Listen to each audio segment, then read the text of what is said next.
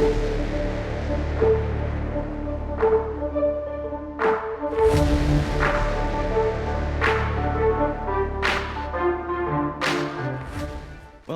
as far as I remember, there's another enemy thing, and now I think I just have this enemy, like, how that deck plays, everything it's good against embedded into my head. I don't see that on the side of his opponent at all. I have a hard time really coming up with an opinion on how enemy works in the long run. So really, oh, it looks like it was banned in fact. So I could just breathe easy about that. Another dragon deck making it through. Oh my gosh, let's see if the curse continues. Mofu, can you guess what kind of forest deck Vetu's playing without looking at it? I feel like I might have spoiled that for myself. I glanced at it, and it looked to me like some weird, super massive control, like wallet forest. But it's also neutral forest with 3 Beauty and the Beast, Mofu. That. So it's running double Isterfield, triple Bahamut, double Zeus, Lucifer, triple Sahaquil, but it also tries to get Beauty and the Beast off. That is interesting. That I would never have imagined. Well, that's something I look forward to seeing, but now is a much more familiar matchup of just D-Shift versus PDK. I've got quite the experience with this matchup. This matchup feels pretty bad on the D-Shift side of things, but, you know, we'll see. Interesting that a Bane is played out for Griffin. Usually you would... I guess you don't save those. He's playing a more aggressive version. He's got Hippogriff Riders and Aenas available. So anything that can attack can convert to more damage that can attack, so... And perhaps in the mindset of the side of PDK here, if he knows he has a lot of damage that can come out, then it just comes down to getting all of it in the early game before removal has been spell boosted to the point that you just flip it all out at once. Probably not going to rely too much on PDK itself for chip damage here. Probably not. I don't imagine that he could flood with Fire Lizard and Dragon Tamer this turn if he wants to, which would almost guarantee that his Staircase would pop next turn, since Vetu would have to clear the board on the evolved turn. He does have Magic Owl in his hand, which is a great new, interesting card from Starforged Legends. A 2-play 0.22 that when it evolves will spell boost your hand for 2. Everything in your hand gets spell boosted by 2. Love Magic Owl. What amazes me about Magic Owl is the fact that it took the place in a lot of lists of Levi that I never imagined would be cuttable from this. Right. That he doesn't... Yeah, like Levi. We don't play Levi in D-Shift anymore, guys. I don't know if you knew that. We play Owl instead. This is what peak Dimensional Shift gameplay looks like. It was an Owl. And that's just one more spell boost, considering the Crimson Sorcery is already a spell generated. So, that's it. That is the greatest minion I think they'll ever kind of give up. You give up the comeback mechanic of Levi's Crimson Sorcery, right? But what you gain in response to that is you gain in exchange more spell boosting, and sometimes that just it's kind of like that extra push that Dimensional Shift needs to be 1 turn faster than it would have been with Levi. And because there's so many Storm followers in the meta, especially with Dragon, or just Sword period, Dragon and Sword together, sometimes that 1 turn can make a huge difference. I mean, I think that's demonstrated exactly right here. He had an immediate Fate's Hand due to that, which goes into another Fate's Hand, and that would have been next turn had he only gotten 1 spell boost off of Levi. Right, exactly. Well, Levi would have been a chunkier sort of clear here. It would have still left 2 attack on the board, so... Well, actually, no. Along with Crimson Sorcery and the Snipe, he would have cleared the board completely, but... This Owl can't be ignored. It's not completely ignorable. Although kind of is. He could ignore it. Suppose he could kind of convert the trade into some more damage if he wants to go the route with Hippogriff Rider. If he wants to ramp, he has that option too. Not very much pressure put down by Siegfried if he goes for that, but I see 3 good possible plays here. I just don't imagine he would use Breath in any way. No, I don't imagine it would ever happen. I think realistically Griffin is just kind of considering how much damage he can do over a certain number of turns if he doesn't draw much more Storm followers. Since Hippogriff Rider is the only access to Storm he's got in his hand, he probably might opt to save that, and he's probably trying to guess how many Wind Blasts, never mind, that Vetu has in his hand. Looks like he's going to push the damage anyway, even evolving this. Wow. Trading here isn't necessary. Doesn't, in fact. Oh, you push 7. 7's pretty good. Second dimensional lot- shift drawn for Vetu, and also another card that we've seen. I think I kind of bashed Mini Chimera. I call this Mini Chimera now because we have a giant Chimera now. Yeah. But regular Chimera, I kind of bashed it a lot in Season 2 of NGE before we had access to Starforged Legends.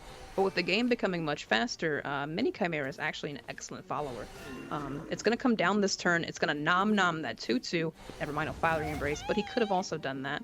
And evolved it and even, taken care of the board there. Still goes for it, in Actually, fact. I'm quite the fan of this card. Yeah, that turn was insane.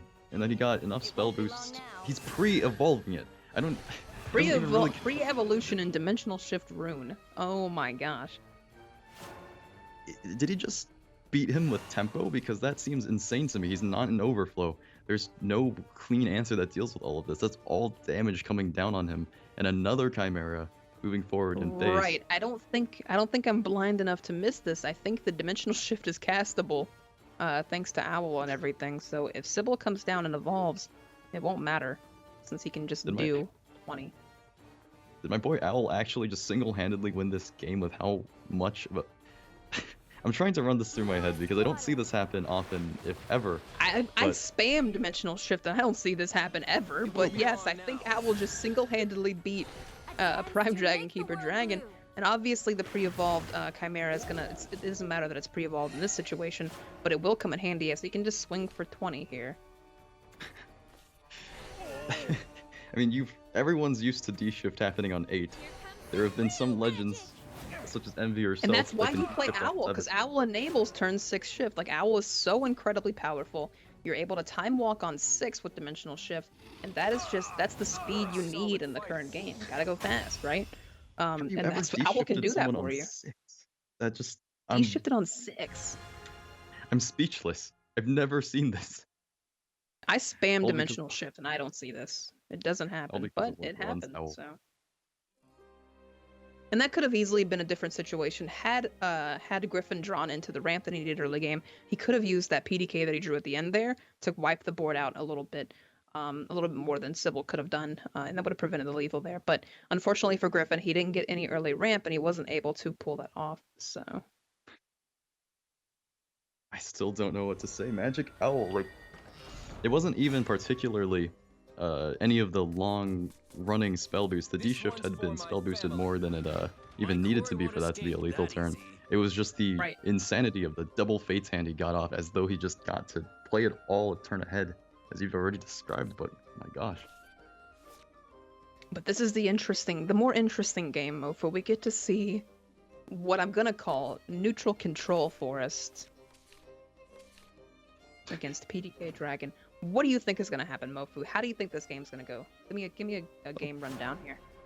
Well, usually the biggest weak point I see of Neutral Forest is that after it has failed to establish any kind of a strong Beauty and the Beast, its entire hand becomes early game neutral followers or the like that have very little impact on board. Now instead of that happening, he's going to have a, as Japanese players call it, pokerverse hand, or the hands that you just never play, of 10 cost win conditions like Zeus, Bahamut. I've never really seen that. I've seen Japanese players actually call it that. They like say it on Twitter Yeah. or something. It's not even the commentators. They don't say that, but the chats for Open Rec, the chats for everywhere else. Right. Okay. I gotcha. They all just start spamming poker. That's funny. That's hilarious. I don't know if it's in criticism, complaint, or just good fun, but I imagine that's how Force is. Twitch chat usually has a lot of good fun with things. Yeah, but they spam random emotes all the time. They like put Vohayos in chat all the time. Grimner can come down on curve for Vetu though. That's pretty good. That'll stop him down. Or at least it'll force out this breath, which itself is good enough. It's a Fire slow Lizard down. is probably gonna happen instead. You can actually kill your Ayala. Never mind breath. Okay, he disagrees. I think I agree with the Fire Lizard too, but I guess sometimes I see these players do this because he reasons he doesn't need to ramp just yet. He'll play Sybil on curve anyway, and he doesn't need the healing. That's the most reasoning you come up with. The hunt has only begun.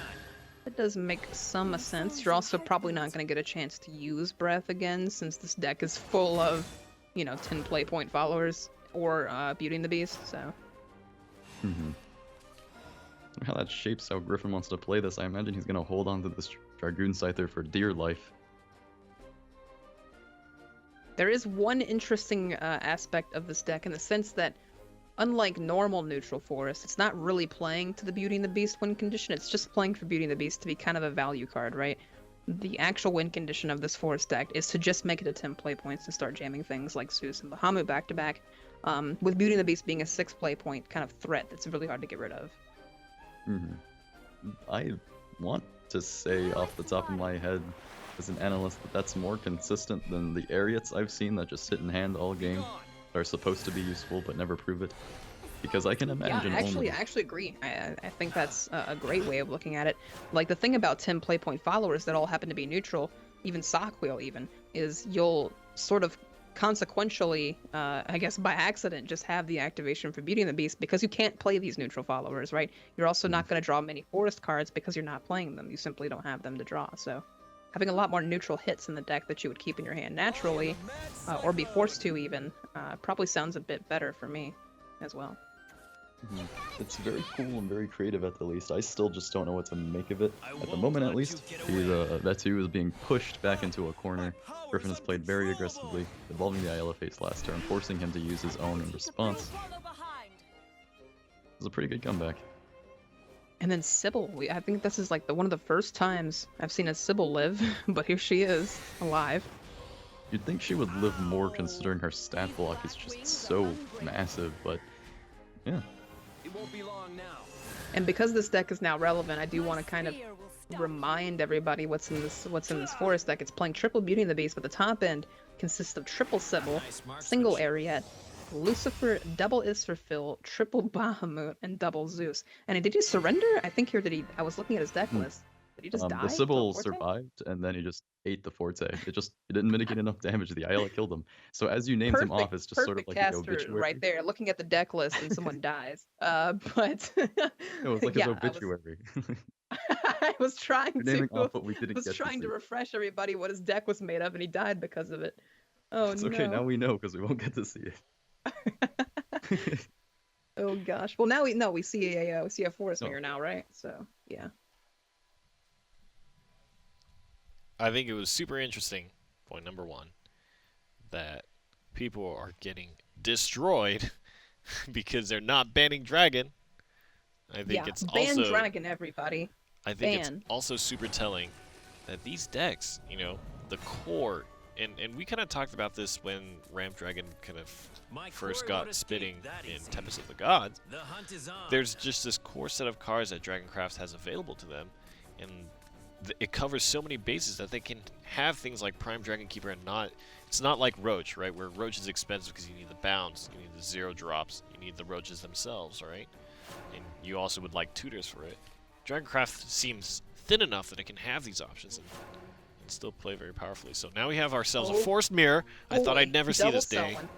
Yeah, I know, right? Double Selwyn even at that. Oh my gosh. And Vetu with the brickiest forest hand I've ever seen. Full of forest cards, even. With one exception only. Finds a staircase. He could just go staircase, Sylvan Justice, kind of make up for what he's been doing the whole game, which has been mostly nothing. But if Griffin's able to get a Beauty and the Beast, the funny thing about playing Beauty and the Beast is that if your opponent also plays it, they don't evolve over each other. If you evolve one in, it only has 9 attack compared to the 10 health the other one does, so they can't kill each other. This song's for you. And neither deck playing any kind of instant combat damage such as Roach or the like. I guess every time I say that Beauty and the Beast is going to be an important card in the matchup, I am proven wrong. So I have to not say right, that. So the actual trick is to ignore Beauty and the Beast, clearly. That is a very feels bad man. Elf Twin Assault doing 2 damage to 2 followers. Still pretty strong though, obviously. I think that's why he held the Sylvan Justice last turn, but still it's not very much value off of it. I imagine Impartial Strix, it's not glowing, but I think it still triggers. I imagine he's got 20 neutrals left, right? Let's see, his hand doesn't seem like he's drawn any exceptional amount of neutral cards, so I think it has to be active here.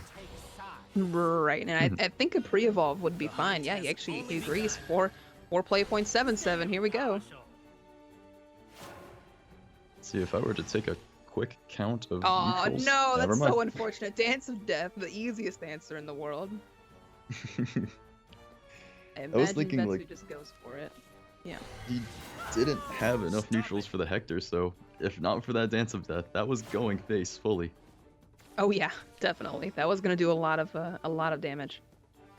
I am a flower. I bloom on stage. Actress, Faria, Griffin can hold back. He can kind of play double staircase really even if he wants to and still have activation if he draws another neutral, but it looks like he holds it back to guarantee activation of Beauty and the Beast. It's But love. Which is Vetu fair. getting to go first. He has it. The hunt has only begun. Now I really see what you mean by the unfortunate side of its stat block. Right? This is going to be very awkward because Griffin can have a 9/1 Beauty and the Beast, which realistically you don't think that's big of a deal, right? But nothing kills that. You have to evolve into it. It's love.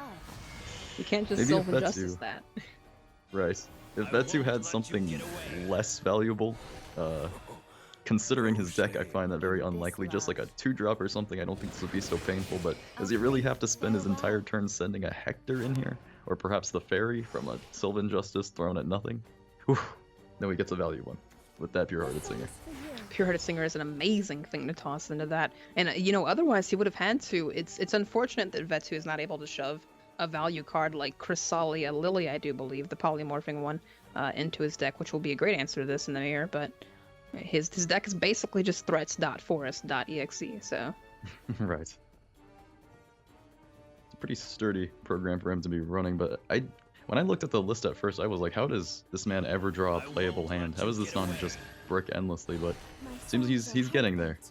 Very, very fortunate And for honestly, this in crew. reality, I think you were right earlier when you said that, like, this is probably just more consistent than the other neutral forest decks that we see. Like, it feels weird, I think, to say, but I think that neutral control forest is probably better than neutral flood the board forest, right? You like the Sahaquil and the Bahamut's and the Israfils and other things that might remind you of It's Control a Blood? great combo. Why not, right?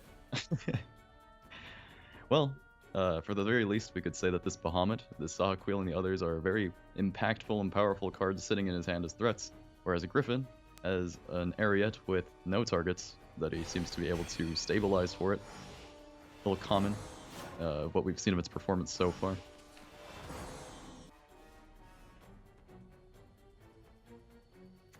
On the warfield, a shining helmet. And there's a Hector on a dead board. He does have staircase popping next turn, but he's already got cards in his hand, so I don't think he cares much about this.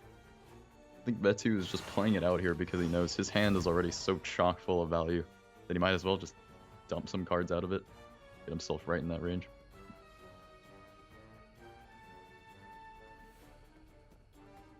You're an intruder. Chrysalia Aaron getting her enhance effect, pretty valuable. But this is gonna probably turn into, Of my sight. once Bahamuts are playable, this kind of breaks the mold of what this could be. But for a while, this is gonna be not very back and forth. For now, I suppose we could do our best to watch this Dance of Death, but I feel it'll be important one time, and then there'll be something else that Griffin just can't answer come out, because we're really Right. approaching that late game point where one of these players has to find a way to actually win or resolve the game, and I would much rather put my bets on Vetu playing out any one of his threats versus Griffin's Ariete, and I've just now realized Vetu also actually plays Ariete amidst all of this value. Right, he actually plays, I do believe is actually, let me double check here before I say anything. It's 1. He plays 1. I thought you were about to say he plays 3 Ariettes, and I would have just No, gone I would completely- I would hope not. No, that would be very, very bricky. I mean, realistically, the Vetu's deck obviously wants to play threats. It wants to have that 10 play point, breaking point, that Zeus and Bahamut provide. So I don't see 3 Ariettes making too much of a difference with that. A shining helmet. Finally a break. Alright. Griffin makes the decision to just ward up here, which denies some of the better plays from Vetu's hand, but I think even just slamming down the Sakwheel, anything he wants, the Israfil for some damage, has a Beauty and the Beast, which is active because he's held these in his hand like a Right, poker yeah. hand. I mean, like I said before, you kind of have this inconsequential Beauty and the Beast always active because you're holding all these 10 drops, right? So this is actually excellent for him. It's love. So his late game oriented control forest list is actually looking so much more primed to pull off the Beauty and the Beast Ariat combo. It definitely is. There is a ward available for Griffin, but it's only one ward. So... I've just now considered. I think I actually saw this happen to you before, but now it's starting to click on me that the Beauty and the Beast doesn't die to your own Bahamut, does it? Nope, it doesn't. You can actually Bahamut a board and keep Beauty and the Beast, because it's basically Aegis, except it can die to polymorphs, it can die to petrification, it can die to banishment, but for all intents and purposes, when you summon a Bahamut, it is an Aegis. So.